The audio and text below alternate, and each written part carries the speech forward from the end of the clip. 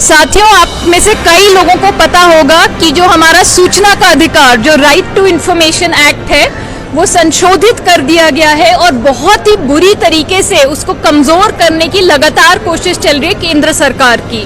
हाल ही में एक data protection act, digital personal data protection act, जिसको कि शॉर्ट में डीपीडीपी एक्ट कहा जाता है, वो लाया गया है और उसमें सरकार ने सीधा सीधा ये बोल दिया है कि अब से सूचना के अधिकार में कोई भी व्यक्तिगत जानकारी आपको नहीं मिलेगी।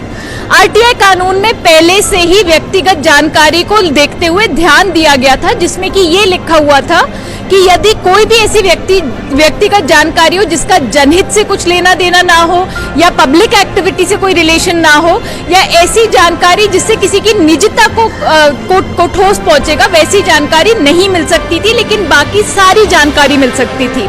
डीपीडीपी एक्ट के माध्यम से सरकार ने क्या करा है, ये सारे प्रोविजंस, ये सारे प्रावधान हटा के सीधा सीधा बोल दिया कि अब से आपको कोई व्यक्तिगत जानकारी नहीं मिलेगी। अब इसका असर आप सोचिए, लोग आरटीआई डालते हैं, पूछते हैं कि ये कौन से पूंजीपति हैं जिनके लाखों अरबों रुपए के बैंक लोन्स माफ कर दिए गए।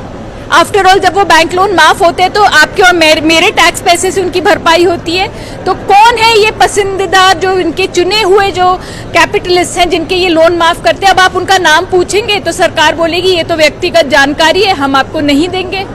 हम जानकारी मांगना चाहते हैं कि भाई किस किस को राशन नहीं मिला, किस किस को नरेगा में वेजेस नहीं मिले, क्योंकि अब संघर्ष तो तभी कर पाते जब आपके पास जानकारी हो। सरकार बोलेगी ये तो व्यक्तिगत जानकारी है, हम आपको नहीं देंगे।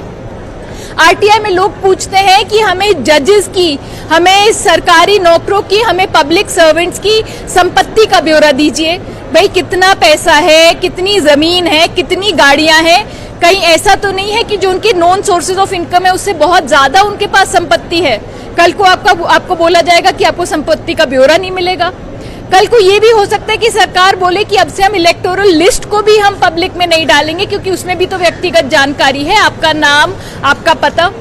तो इस तरीके से यदि ये कानून जो ऑलरेडी संशोधित हो चुका है, इसको अगर वापस नहीं लिया गया तो आज से बहुत मुश्किल हो जाएगा हमारे सूचना का अधिकार का हमारे लिए इस्तेमाल करना और सरकार से जवाबदेही मांगना।